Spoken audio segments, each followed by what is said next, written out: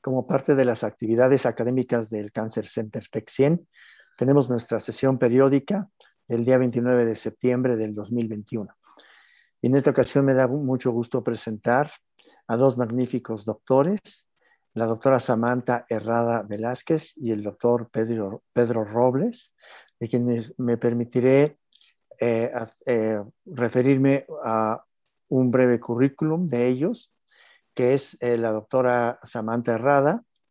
Hizo su carrera de medicina en la Universidad de Veracruz. Tuvo una especialidad en radiooncología en el Instituto Mexicano del Seguro Social, en el Centro Médico Nacional de Occidente. Está acreditada por el Consejo Mexicano de Radioterapia. Es médico general en Núcleo Médico Veracruz y médico radiólogo oncólogo con práctica privada desde el 1 de marzo de este año. Y el doctor Pedro Robles estudió su licenciatura en medicina en la Universidad del Valle de México. Es médico especialista en radiooncología por el Instituto Mexicano del Seguro Social en la Unidad Médica de Alta Especialidad del Centro Médico Nacional de Occidente. Ha tenido diferentes participaciones laborales en diferentes hospitales, como el Hospital Regional Militar de Zapopan, Jalisco, en el Núcleo Médico y Farmacia Santa María de Lourdes. Es médico de base de radiooncología del Centro Médico Nacional de Occidente y médico adscrito actualmente al servicio de radioterapia del Hospital San José de Celaya en el turno matutino. Y actualmente se encuentran integrados también con nosotros, a lo cual les damos la bienvenida y nos harán favor de presentar el tema de manejo con radioterapia y braquiterapia de cáncer cérvico-uterino en etapa clínica temprana. Muchas gracias y les doy la palabra, por favor. ¿Qué tal? Buenas noches, muchas gracias. Buenas noches. Muy bien, pues comenzamos.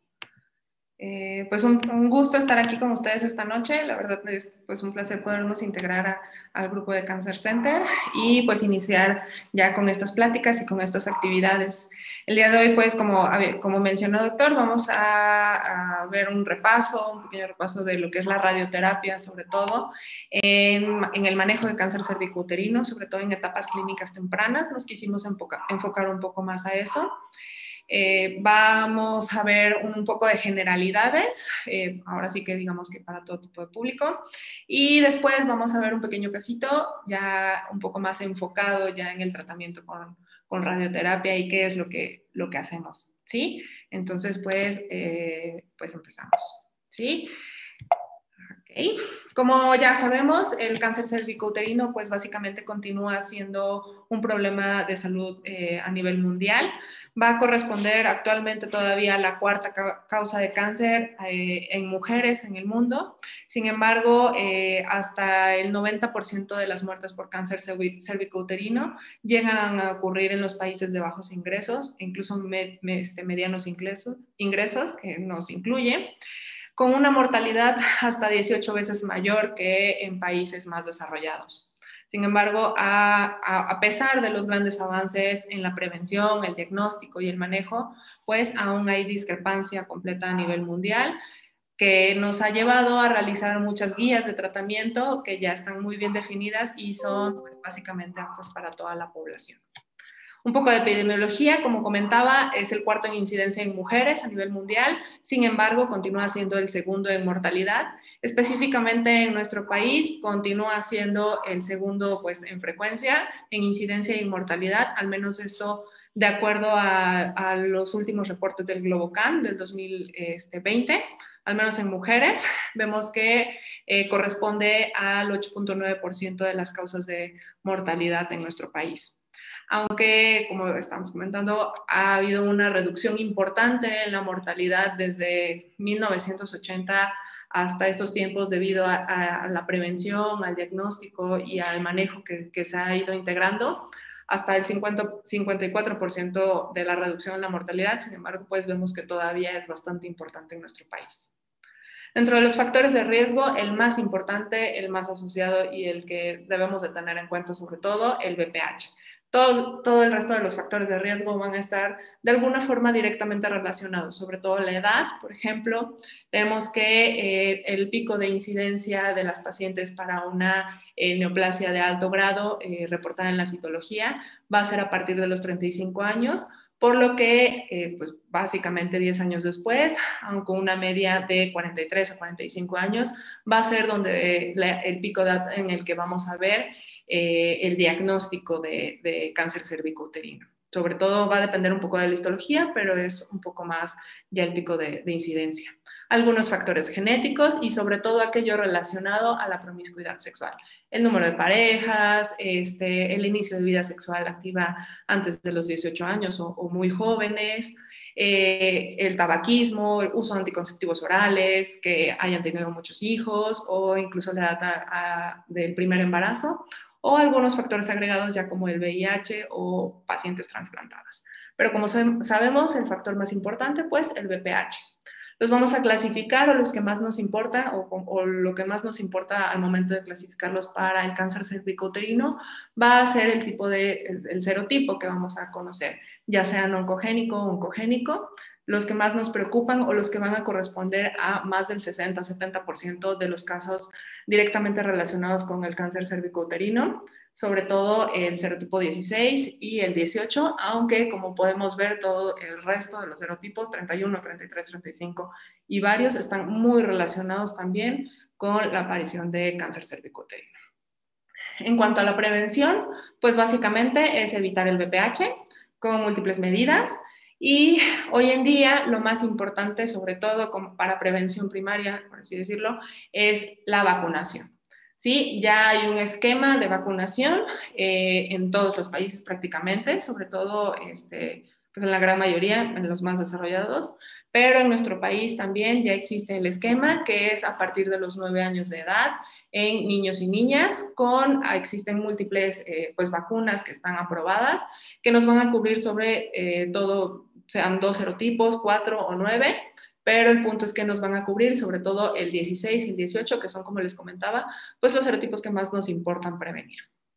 Se ha visto que esta vacunación disminuye hasta el 50% el desarrollo de una enfermedad de alto grado e incluso en países en los que pues la vacunación está muchísimo más avanzada, se ha visto los últimos reportes que puede llegar a prevenir hasta un 70%. Pero aún así, pues hace falta más esquemas o más difusión para que las niñas y los niños y las mujeres pues se vacunen a tiempo.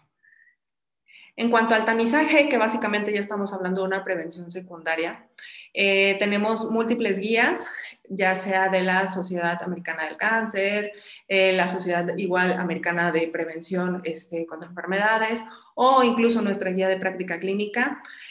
Nos van a decir con qué temporalidad y en qué momentos debemos de realizar y qué estudios. La gran mayoría o todas nos dicen sobre todo realizar una citología cervical. Como vemos, algunas empiezan a partir de los 21 años o 25 años. Sin embargo, pues las nuevas recomendaciones se dice que pues ya sobre todo a partir del inicio de vida sexual, 3 años posterior, se debe iniciar con el tamizaje por medio de citología por lo menos. Ya a partir de los 25 años podemos pensar en realizar un test de VPH, el cual se debe de realizar por lo menos cada 5 años y puede ser en conjunto con una citología cervical, igual cada 5 o 3 años. Esto va a depender de pues, los resultados o de pues, el manejo que queramos realizar.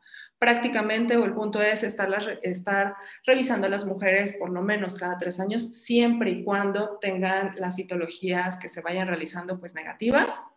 Y pues este tipo de detecciones se pueden detener a partir de los 64 o 65 años de edad, si todos los estudios previos al menos estuvieron pues dentro de rangos normales. De acuerdo a estos resultados, pues es que ya se va a tomar una decisión y ya es como vemos aquí que de acuerdo a si se encuentra una lesión o si se encuentra el test de VPH negativo o positivo, con qué temporalidad vamos a recurrir a hacer una nueva citología, ya sea a los 6 meses, a los 12 meses o incluso realizar directamente pues una colposcopía.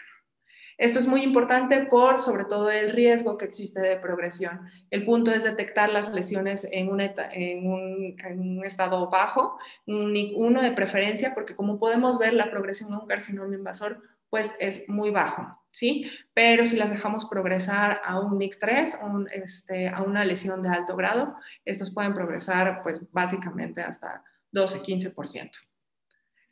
Cuadro clínico, la verdad es que es muy general, sobre todo de forma temprana. La gran mayoría de las pacientes se presenta con un sangrado transvaginal. Este puede ser intermenstrual, sobre todo en pacientes más jóvenes, un sangrado menstrual más abundante, principalmente un sangrado postcoital, que posteriormente va a evolucionar un sangrado pues más continuo, que puede llegar a presentar algún flujo fétido transvaginal, ya en etapas clínicas más avanzadas, dolor pélvico, síntomas más inespecíficos como puede ser astenia, dinamia, masas pélvicas. Hay datos bien específicos que nos dicen ya de una enfermedad un poco más avanzada, como pudiera ser ciatalgia, edema de miembros pélvicos o hidronefrosis, que ya básicamente nos dice que es una etapa pues avanzada. Incluso si hay síntomas en vejiga y recto, pues hay que pensar que pudiera llegar a existir alguna invasión. El diagnóstico, siempre al sospechar en una paciente o al tener ya el diagnóstico por medio de la citología, realizar una historia clínica y una exploración física completa. Siempre a todas las pacientes su citología y detección por BPH, la colposcopía con biopsia, directamente en el momento si se puede realizar, o con no biopsia, dependiendo de la situación. Hay que recordar que ya desde la FIGO 2018 ya nos permite estadificar a las pacientes por medio de estudios de imagen. Entonces es bien importante también realizarles diferentes estudios. Se dice que el estudio al menos de elección para poder ahora sí que localizar la enfermedad de forma local y ver la extensión es sobre todo la resonancia magnética, que la debemos considerar a partir de etapas clínicas tan tempranas como 1B2, e incluso pensar en caso de que esté disponible, sobre todo en un PET-CT o pues una tomografía de extensión para valorar a las pacientes desde etapas clínicas pues muy tempranas. De igual forma, en caso de que haya sospecha clínica o en pacientes ya con tumores mayores a los 4 centímetros, podemos estar pensando en realizar una cistoscopía o una proctoscopía para, pues, básicamente evaluar que no haya invasión a estos órganos. Como ya conocemos, las histologías más importantes, esto es únicamente para recordar que el carcinoma epidermoide es el más frecuente, hasta un 80-90%. Va a depender un poquito de la población, pero continúa siendo el más importante. Otra histología como el adenocarcinoma llega a corresponder a un 10% aproximadamente, y hay muchísimas otras histologías que la verdad pues son muy raras. La estadificación va a ser sobre todo, o la más mundialmente aceptada, sobre todo en nuestra población, la que más ocupamos, es la FIGO, que básicamente tuvo algunos cambios en esta última actualización del 2018. Tenemos que, pues, básicamente la enfermedad 1A va a ser enfermedad microinvasiva, y ya a partir de ahí se va a corresponder de acuerdo al tamaño tumoral o si hay involucro de algunas otras estructuras. Lo que se agregó este año es sobre todo el 1B3, que va a ser un tumor igual o mayor a los 4 centímetros, y como les comentaba, pues ya nos permite por medio de estudios de imagen estadificar a las pacientes, lo cual es muy importante, ya que antes era una estadificación meramente clínica. Y pues por esto mismo aparece ya la etapa clínica 13. Sí, las etapas clínicas tempranas las consideramos por lo menos arriba del 2-1. Algunos incluso quitan de esta parte de etapa clínica temprana aquellas pacientes 1B3, pero pues básicamente esto nos va a dirigir un poquito al tipo de tratamiento que vamos a ofrecer a cada tipo de paciente. La diseminación ganglionar es algo bien importante y algo que quise mencionar sobre todo porque hay que conocer que pacientes con etapas clínicas microinvasivas, como puede ser 1A1, con algún factor de riesgo como tan solo es la invasión linfovascular, ya tienen cierto porcentaje de riesgo de ganglios pélvicos, hasta un 4%. Esto obviamente va a ir incrementando conforme el tamaño tumoral, la invasión, y los otros factores de riesgo agregados, hasta un 50-55% de posibilidad de ganglios pélvicos en etapas clínicas 4A, y llega a ser hasta de un 40% para paraórticos. Entonces es bastante importante. Vamos a hablar un poquito ya del tratamiento, sobre todo, ¿por qué? Porque en etapas clínicas localmente avanzadas, pues sabemos que la gran mayoría de las pacientes van a quimio-radio concomitantes y posterior braquiterapia, algunas desviaciones por algún tipo de paciente en específico, pero es sobre todo en las etapas clínicas tempranas donde pues se tiene una gama, digamos, un poquito más amplia del tipo de manejos que se le puede ofrecer a las pacientes. La decisión en este tipo de etapas clínicas va a ser sobre todo encaminada a preservar o no la fertilidad, sobre todo la edad de la paciente, si quiere tener hijos o no, si ya tuvo su paridad satisfecha, si existe o no invasión linfovascular, que ya vimos que es un factor bastante importante para ahora sí que la diseminación ganglionar y la toma de decisiones, y pues básicamente también el tamaño tumoral. Esto es a grandes rasgos, pues cómo este tipo de factores llegan a influir, sobre todo en el tipo de cirugía, el manejo ganglionar y pues también de nuestra parte si se da radioterapia, braquiterapia o qué es el manejo que vamos a seguir a continuación. ¿Por qué se prefiere en algunas ocasiones la cirugía en este tipo de pacientes en etapas clínicas tempranas? La verdad es que con radioterapia llegan a tener una muy buena respuesta, pero ¿qué pasa? Este tipo de pacientes generalmente son más jóvenes, entonces tienen algunas ventajas en cuanto al manejo quirúrgico, sobre todo pues de que se puede determinar la etapa clínica ya posquirúrgica y determinar bien ahora sí en los hallazgos del reporte histopatológico sin modificaciones por la radio o la quimio. Es posible, aunque raro, las histologías resistentes, pero es posible tratar alguna histología resistente a la radioterapia y sobre todo se puede conservar la función ovárica y sexual de las pacientes pues, más jóvenes, ¿sí?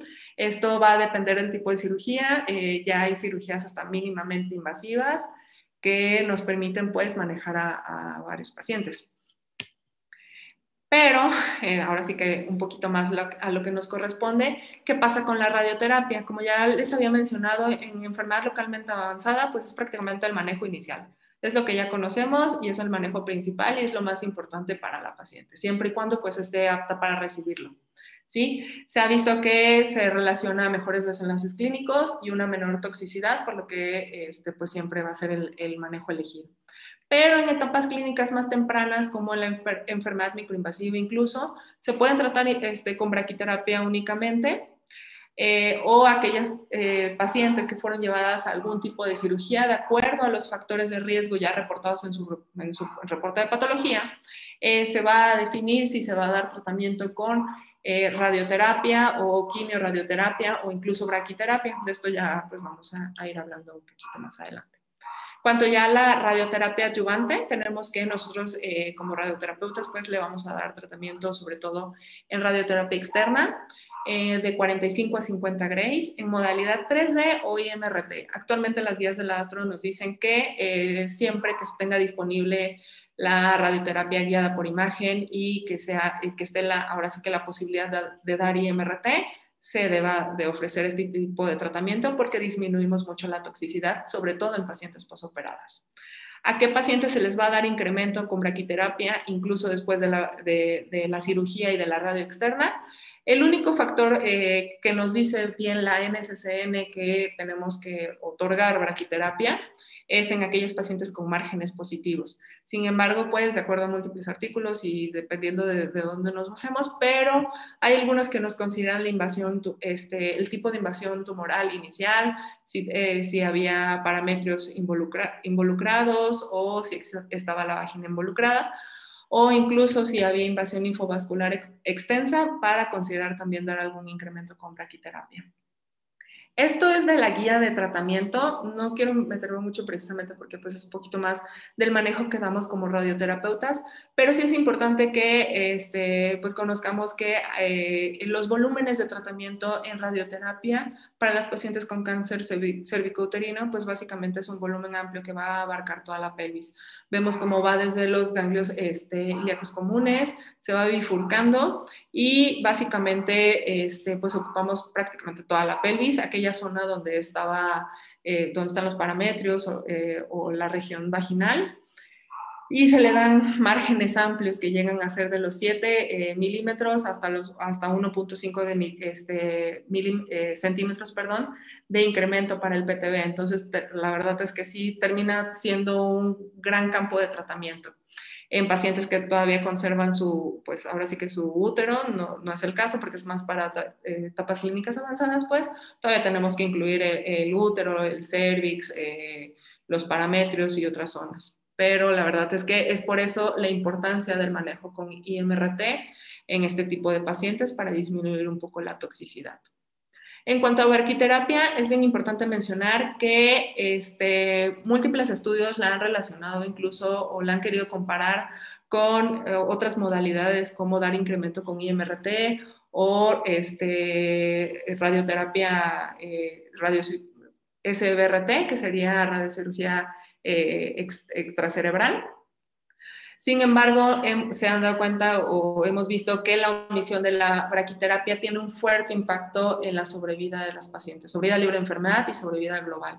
Incluso es mucho más negativo que omitir la quimioterapia, por lo que todas las guías de tratamiento nos dicen que siempre se debe de dar braquiterapia como manejo complementario a una paciente con una etapa clínica más avanzada o en caso de tener márgenes positivos, como les mencionaba. Y que solamente debe de omitirse pues, en pacientes que de plano sean médicamente imposible darles el tratamiento con braquiterapia. Como les comentaba, esto va a ser sobre todo en márgenes vaginales positivos.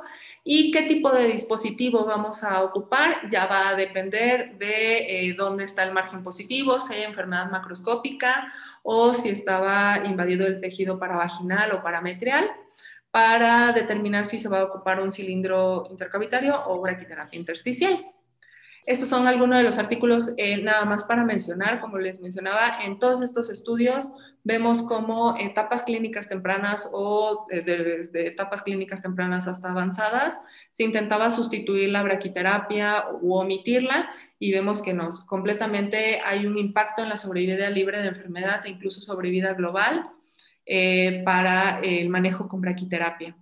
El último estudio ya nos dice del manejo en aquellas pacientes con márgenes positivos, en las que ya sí se vio que nos incrementa la sobrevida global pues de un 71 a un 79%, el otorgar braquiterapia complementaria al manejo adyuvante con la radioterapia. Un poco de las dosis. Hay muchos esquemas, la verdad es que depende mucho también pues, de la institución. Y también hay incluso esquemas mucho más cortos que estos, que van de hasta 2 fracciones, sobre todo para países que pues no tienen como la disponibilidad tanto de la braquiterapia, ahora sí que de alta tasa. Sin embargo, estos son los esquemas más pues, utilizados y que pues, más nos recomienda la ABS, que es la Asociación Americana de Braquiterapia. Decimos que el esquema más utilizado es el de 30 Grays en 5 fracciones, que serían 6 Grays por fracción. Y sobre todo, ¿por qué? Porque la gran mayoría de las pacientes pues llegan a tener una etapa clínica avanzada, pasa algo en el tratamiento, y esto es muy importante porque tenemos que llegar hasta un máximo de 87 Grays en caso de ser posible en aquellas pacientes con tumores pues mayores a 30 centímetros cúbicos, o algo muy importante, aquellas pacientes que se van a retrasar más de los 50 días en el tiempo de tratamiento, lo que conocemos como protracción, deben de ser llevadas a mayores dosis de radioterapia de forma total a la región tumoral. Sin embargo, sí se puede considerar esquemas con un poco menos de dosis, alrededor de los 80 Grays ya de forma total, para aquellas pacientes que hayan tenido alguna respuesta completa a la radioterapia externa. Digo, estos son los esquemas sobre todo de braquiterapia de alta tasa de dosis, que es actualmente la más utilizada. Existe la braquiterapia de baja tasa, que igual la verdad es que todavía sigue siendo muy bien aceptada y se ha visto que es prácticamente lo mismo. Sin embargo, pues no es el motivo del día de hoy. En cuanto a recurrencia, pues prácticamente tenemos que la gran mayoría llegan a ser recurrencias centrales pélvicas y pues tenemos metástasis, bueno, a 5 años sobre todo, que va a depender un poco de la etapa clínica inicial, pero van a ser sobre todo a pulmón, hueso, sistema nervioso central o hígado. Esto va a depender, como les mencionaba, sobre todo de la etapa clínica inicial, hasta más del 70%, para etapas clínicas pues ya 4. Y tenemos que, algo muy importante que hay que mencionar, es que la sobrevida por estas etapas clínicas, la verdad, para etapas clínicas muy tempranas es muy buena, recibiendo todo el tratamiento. Etapas clínicas 1B llegan a tener una sobrevida hasta del 90%, entonces creo que es muy importante detectarlas a tiempo, poder hacer todo el tratamiento completo para estas pacientes, porque realmente en etapas clínicas tempranas sí llega a irles muy bien. Sin embargo, conforme va avanzando la enfermedad, pues la sobrevida llega a ser pues muy corta. Y bueno, pasamos con el caso clínico para ya abordar un poquito más el tema. Sí. Bueno, en cuanto al caso clínico, tenemos, aunque sea medicina privada, seguimos teniendo muchas limitantes al momento de realizar los tratamientos, de planificar las conductas terapéuticas. Y quisimos poner un casito, pues un casito que es del día a día. Tenemos que es una paciente mujer de 60 años de edad, originaria de Celaya, Guanajuato y residente de Cortázar. Como antecedentes heredofamiliares, negó antecedentes oncológicos. En cuanto a los antecedentes personales no patológicos, solamente tiene alcoholismo social como factor de riesgo. En cuanto a los patológicos, tenemos solamente, pues básicamente ninguno. En cuanto a antecedentes ginecológicos, es donde ya empezamos a ver varios de importancia, como es, las gestas, que fueron 11, y bueno, básicamente las 2 parejas sexuales ahí, que es lo que nos podría llamar un poquito la atención. En cuanto a los antecedentes oncológicos, en diciembre del 2020 inicia con su sintomatología. Comienza con dolor pélvico ocasional y con un sangrado leve. Posteriormente, unas 2-3 semanas después, la paciente presenta salida de líquido fétido, también, que es lo que empezó a llamar la atención. Y en enero del 2021 se agrava la sintomatología, acude a su clínica y es enviada a un segundo nivel de atención. En su segundo nivel se realiza un eco pélvico donde reportan aumento del cuello uterino, no reportan tamaño específico y sin embargo pues la paciente no se le hace ningún manejo terapéutico. En febrero del 2021 acude al hospital ya de manera privada por no tolerar sintomatología, sin valoración por servicios especializados, por lo cual acude con un ginecólogo por medio privado y de primera instancia le propone realizar un manejo quirúrgico. Es como nos lo comentó la paciente, porque todos sus estudios ahí se perdieron, pero este es un caso del día a día que siempre, la mayoría de los pacientes a veces es por omisión, a veces es por cualquier cosa, y también por parte de nosotros médicos que no orientamos de manera adecuada. La paciente nos acude con un resultado histopatológico del 11 de marzo del 2021, el cual reporta un producto de histerectomía y salpingectomía bilateral con una neoplasia maligna cervical, con un carcinoma epidermoide invasor de células grandes no queratinizante, el cual infiltraba el tercio medio el tercio miometral respetando la serosa. Y bueno, la neoplasia contenía permeabilidad linfática y se acompañaba de extensas áreas de necrosis. También tenía calcificaciones distróficas de Mockberg focales y focos de adenomiosis. Sin embargo, nosotros decidimos hacer una revisión de laminillas. Mandamos una revisión, la cual nos reportó un carcinoma epidermoide invasor de células grandes moderadamente diferenciado con necrosis marcada. El tumor infiltraba la totalidad de la pared cervical y ya indagando, el tamaño total del tumor era de 1.4 centímetros y estaba acompañado de un gliomioma uterino. En cuanto para completar el abordaje, como ya lo vimos durante la exposición de generalidades, pues vimos que necesitamos un estudio, una tomografía, sacamos una tomografía tóraco-abdominal y pelvis. Sin embargo, pues no vimos datos de secundarismo en la misma. Entonces, no es bueno clasificar un tumor cervical posoperado porque, pues, las piezas patológicas pueden estar alteradas, los reportes pueden ser alterados. La etapificación debe ser preoperatoria. Sin embargo, pues más o menos ahí ya como la paciente ya nos llegó posoperada, pues sería un cáncer de cervix posoperada, pero dándole más o menos ahí un poquito de escuela o de academia, podemos tomar que fue un tumor, un 1B1 por un tamaño menor a 2 centímetros. Sin embargo, bueno, pues básicamente tenemos varias conductas terapéuticas que podemos tomar en cuenta para esta paciente, teniendo en cuenta la etapa clínica. La conducta más aceptada sigue siendo básicamente la histerectomía radical con linfadenectomía pélvica. Sigue recomendando la guía de la NCCN 2021 como categoría única.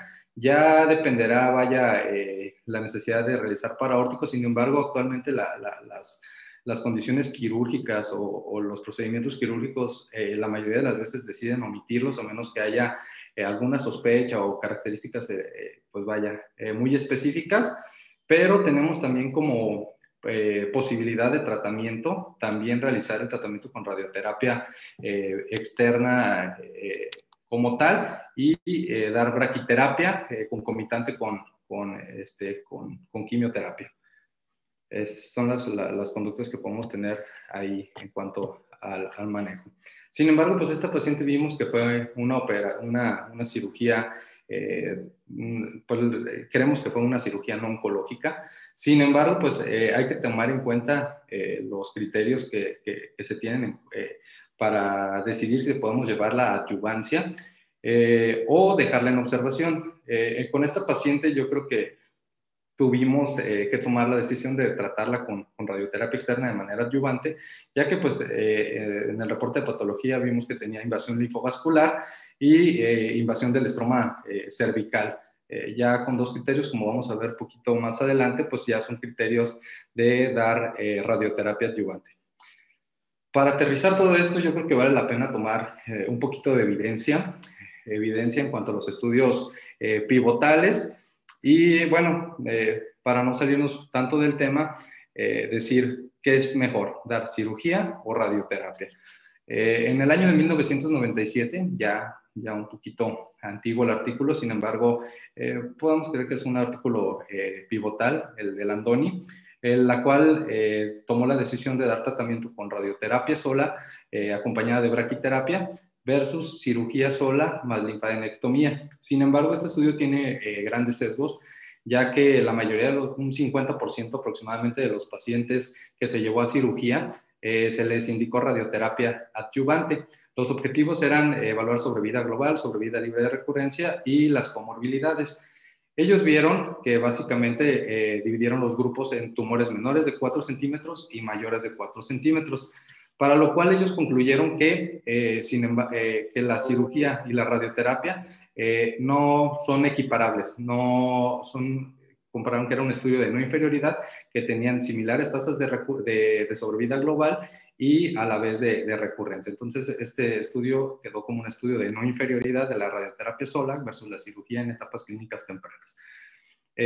Hablando un poquito de la radioterapia adyuvante y siendo básicamente se podría decir que sería nuestro manual, tenemos el estudio de CEDRIS de 1999. En este estudio se vieron los factores más importantes pronósticos al momento de tomar una decisión de dar radioterapia adyuvante o omitirla, clasificando a los pacientes de riesgo intermedio. Posteriormente vamos a ver los que se clasificaron como riesgo alto, pero estos pacientes que tenían invasión linfovascular, más de 1/3 de invasión del estroma cervical y un tumor mayor a 4 centímetros, ya se consideran, con que tuvieran 2 factores de riesgo, se consideraban de riesgo intermedio. De hecho, del lado derecho, donde vemos el cuadro azul, podemos ver las combinaciones que podemos tener para tomar la decisión de dar tratamiento con radioterapia adyuvante o no. Este artículo, pues tuvo un impacto que hasta el momento seguimos teniendo en cuenta para tomar estas decisiones, ya que la recurrencia con radioterapia versus la observación es de manera importante, ya que con radioterapia solamente hay 15% de recurrencias versus observación con un 28%, una recurrencia local de 13.1 versus 19.3, una distal de 2.2 versus 7.1 y una sobrevida libre de recurrencia a favor de la RT con un 88% versus un 79%. Y lo que llama la atención como tal es el riesgo, la reducción del riesgo de recurrencia a 2 años hasta un 47%.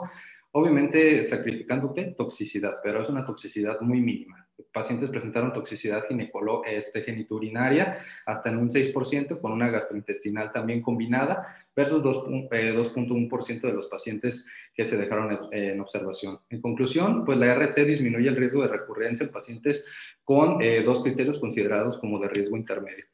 Y este artículo se refuerza con el seguimiento que hizo el doctor Rodman en el 2006, que se considera, pues es el seguimiento del GOG 92. Se utilizaron los mismos criterios que ya habíamos mencionado. El objetivo igual, evaluar recurrencia local, sobrevida libre de enfermedad y sobrevida global, teniendo nuevamente a favor la recurrencia local a 10 años, el 14% con la RT versus un 21% con observación, una sobrevida libre de enfermedad de 78 versus 65% a 10 años, y la sobrevida global, ahí no hubo tanta diferencia porque no hubo una P significativa.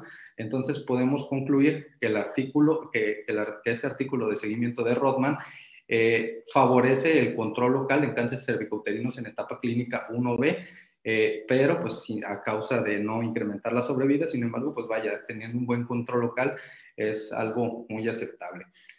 Hay que tomar en cuenta que estos artículos se fomentaron en lo que viene siendo la FIGO pasada, donde pues no había un 1B3, no había más diferenciación en cuanto a, más bien no había una buena clasificación como la tenemos ahorita de diferenciar el tamaño, que el tamaño por sí solo es algo pronóstico. Tumores mayores a 4 centímetros, pues ya ahí hay una diferencia importante en sobrevida, en recurrencia. Y bueno, vaya, ¿qué opciones tenemos para manejar con quimioterapia? Bueno, el estudio de Peters, que fue del año 2000, su objetivo era evaluar el beneficio de agregar quimioterapia en los pacientes con etapas clínicas tempranas, tomando en cuenta claramente que todavía no se tenía la clasificación, como ya mencionamos, adecuada de división del 1B. Entonces, ahí ya ellos tomaron 3 factores de riesgo primarios para agregar quimioterapia: ganglios linfáticos positivos, parámetros positivos o márgenes positivos. Eran los criterios que ellos usaron para clasificar a los pacientes como riesgo alto. Entonces, a estos pacientes se les administró quimioterapia a la RT adyuvante, teniendo una sobrevida libre de progresión a 4 años de 80% con la QTRT, versus el tratamiento con radioterapia sola de un 63%. También una sobrevida global de 81% versus 71%. Con esto tenemos que la QT y la RT en los pacientes seleccionados va a aumentar la sobrevida global y, bueno, vaya, también la sobrevida libre de progresión. Es el estudio pivotal para ver si, que demostró que agregar quimioterapia en estos pacientes con estas características mejoraba varios aspectos oncológicos, ¿no? Y en el 2006, el doctor Bradley también tuvo como el seguimiento al estudio de Peters, igual con los mismos criterios en las mismas etapas clínicas, y su objetivo pues fue demostrar la sobrevida global. Él administró, pues vaya, el tratamiento con 5 FUs y cisplatino trisemanal, y las dosis ahí cambiaron un poquito de radioterapia. El estándar, como ya lo mencionó la doctora, era de 50 Grays en 25 fracciones. En estos artículos ya antiguos se usaban 49.3 en 29, 49 en 28, dependiendo del protocolo, ¿no? Pero en cuanto a resultados, seguimos viendo que los tumores menores de 2 centímetros con radioterapia sola tienen una sobrevida global de 77%, versus los tumores igualmente de menores de 2 centímetros que se administró quimio-radioterapia con un 82%. Hubo mayor sobrevida cuando los pacientes, hubo menor sobrevida cuando los pacientes presentaron un ganglio linfático positivo, y obviamente la sobrevida se acorta cuando los pacientes tienen más de 2 ganglios linfáticos positivos. Sin embargo, pues básicamente en ese mismo estudio se corroboró que hay un beneficio en agregar la quimio y radioterapia en pacientes seleccionados.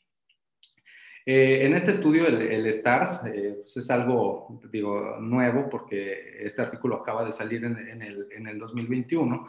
en el cual se evaluaron 3 esquemas de tratamiento, igual para pacientes en etapas clínicas tempranas con un factor de riesgo, ya sea invasión linfovascular, invasión del estroma cervical de más del 50%, márgenes positivos o parámetros positivos. Con cualquiera que tuviera ya participaba en el estudio. Entonces, se evaluó radioterapia sola, radioterapia y quimioterapia concomitante, o el esquema que le llaman pues el esquema sándwich, en el cual se administraron quimio neoadyuvante, radioterapia posterior y quimioterapia adyuvante. El objetivo pues, fue evaluar sobrevida libre de enfermedad, sobrevida global y metástasis a distancia. En cuanto a la sobrevida libre de enfermedad, a 3 años tenemos a favor de la radioterapia solo 82% versus 85% con la radioquimioterapia y favoreciendo al esquema sándwich con un 90%. Al igual que se favorece en cuanto a la disminución de la muerte por cáncer con el esquema sándwich, además también la sobrevida global y la metástasis a distancia, podemos ver que se sigue viendo beneficiado con el esquema sándwich. Estos resultados, pues, vaya, nos ponen a pensar si realmente el esquema lo estamos haciendo como debe de ser. Y bueno, pues básicamente el esquema sándwich se puede decir en este estudio es el que mejor les funcionó. Hay que tener en cuenta que el tiempo de protracción muchas veces lo olvidamos.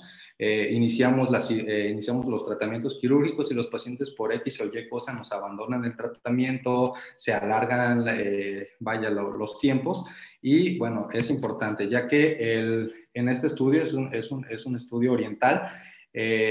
Básicamente evaluaron el tiempo de tratamiento en el que debemos de tratar a los pacientes y bueno, se tomaron los factores pronóstico por aparte como la edad, la histología de alto grado, tamaño tumoral, la etapa clínica de FIGO y bueno, evaluaron el tratamiento con quimio y radioterapia desde las etapas clínica 1 hasta la 4, teniendo en cuenta que ellos pusieron un punto de corte donde vieron que los pacientes tenían peor pronóstico. Ellos vieron que después de los 56 días de alargar el tratamiento, después de haber iniciado con la quimio y la radioterapia, me disminuye la sobrevida global hasta 43% en comparación con los pacientes que se trataron o completaron tratamiento en los días menores a los 56 con un 70% de sobrevida global. Entonces hay que tener en cuenta que el tiempo de protracción es importante. Hay que concluir el tratamiento en etapas clínicas tempranas con los pacientes en menos de las 8 semanas para tener un beneficio óptimo y vaya, el mejor como tal. Estos estudios todavía están corriendo, sin embargo, pues hay que esperar buenos resultados en ellos, en los cuales se basan a favor de la radioterapia adyuvante junto con la quimio, más bien comparan la radioterapia adyuvante versus la quimio y radioterapia. Y el otro estudio, pues básicamente tiene los mismos fundamentos, solamente que básicamente es radioterapia concomitante versus quimio sola en pacientes de alto riesgo, entonces habrá que esperar los resultados y bueno, pues también tienen buenas promesas estos dos artículos. Pues básicamente sería todo, no sé si tuviéramos alguna duda, alguna pregunta que pudiéramos o algún comentario que pudieran expresar.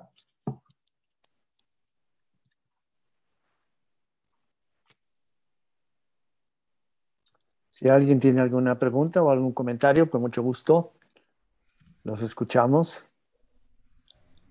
Ya, pues verdaderamente interesante y sobre todo retomar esta enfermedad, esta patología que pues había olvidado un poco por el advenimiento de muchas otras enfermedades, pero creo que vale la pena retomarla. Sigue afectando y produciendo la muerte, produciendo cáncer en muchas personas. Su mecanismo molecular ha sido muy, muy conocido.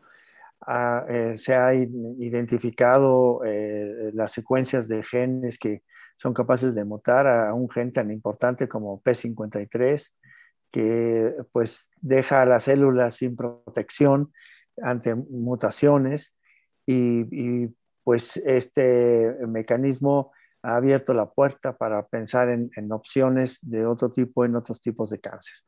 Así que me parece que es muy oportuno que ustedes hayan retomado este tema y además pues el buen manejo de los pacientes que han mostrado. No sé si alguien tenga algún comentario más. Sí, doctor.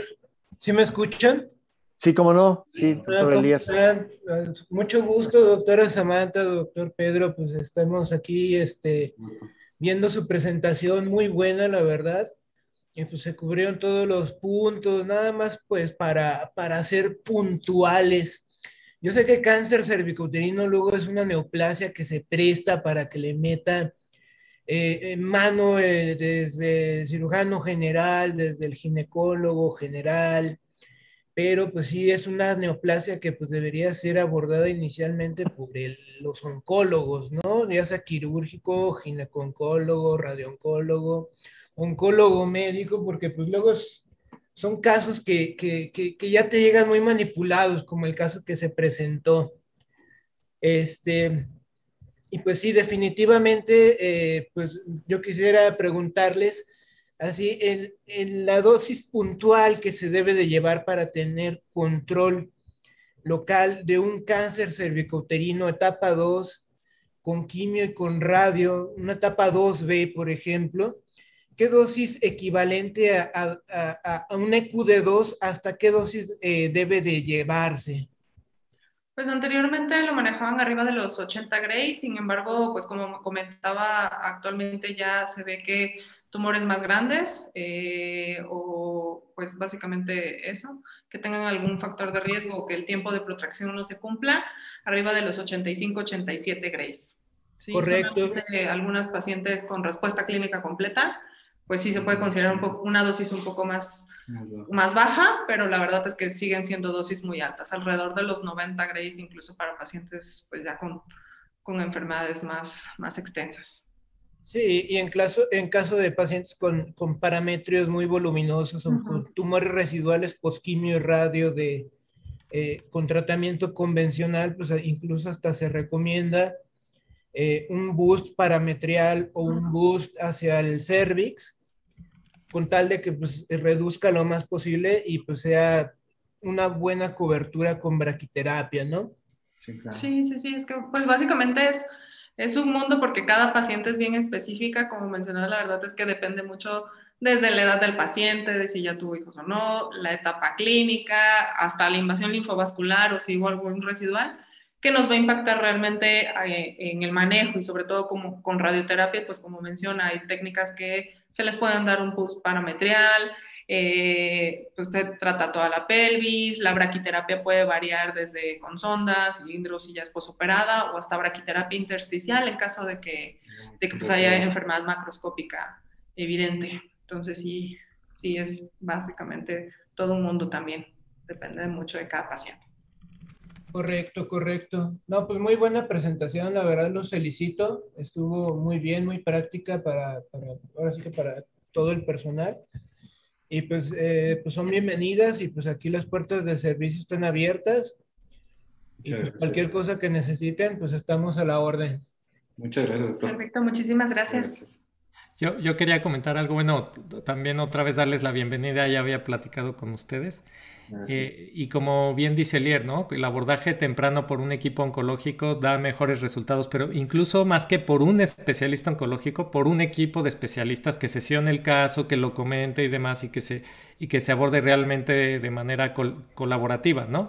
Y entonces la secuencia de manejo se hace personalizada y se hace adecuada y específicamente para el paciente. O sea, puede cambiar dependiendo de algún tema genético, de algún tema quirúrgico, de algún tema de antecedentes de cualquier tipo que ayude colectivamente a tomar las mejores decisiones. En nuestra experiencia en el centro, los casos que se han sesionado han tenido muchísimo mejor calidad de vida y muchísimo mejor supervivencia que los casos no sesionados, ¿no? Entonces, la invitación es a los médicos no oncológicos a que se acerquen a nosotros de manera temprana y junto con nosotros tomemos en equipo las decisiones juntos y con las familias de los pacientes, ¿no? Y eso genera un pronóstico mucho mejor. Sí, la verdad es que a veces lo que más impacta, aunque sean etapas clínicas tempranas, es sobre todo la morbilidad, la calidad de vida y pues varía mucho precisamente en ese sentido, ¿no? Que a veces el que sea abordada por alguien más o que sea como, ahora sí que el ir y venir de la paciente impacta bastante en su calidad de vida. Entonces eso es muy cierto, un manejo muy... Sí, no, y lo que se ha visto es que cuando lo haces así, las rehospitalizaciones, las complicaciones, el apego a tratamiento, las dosis de rescate para síntomas refractarios se reducen, ¿no? Precisamente porque desde el inicio se tiene un abordaje multisistémico. O sea, la visión de muchos especialistas al mismo tiempo es mucho mejor que la de cada uno en su momento, ¿no? Entonces, creo que esa es la invitación a todos pues, a actuar con, diría yo, humildad, pero más bien con tolerancia y con ganas de colaborar con otros especialistas en pro de los pacientes. Al final eso es lo que genera bienestar para todos y una satisfacción laboral increíble para los que se prestan a ese estilo de trabajo, ¿no? Sí, claro. Sí, claro. Yo los quiero felicitar por su labor y darles la bienvenida a este centro oncológico en el que se trabaja de manera colaborativa con extraordinarios profesionales de la salud y han llegado al centro oncológico adecuado. Sean bienvenidos. Muchas gracias. Claro que sí. Gracias. Pues les haremos llegar un reconocimiento muy merecido y nuevamente bienvenidos al centro y seguiremos trabajando juntos. Muchas gracias, claro que sí. Gracias. Están compartiendo en este momento el reconocimiento. Muchas gracias. No sé, Doc Zafra, si gusta leerlo. ¿Cómo no?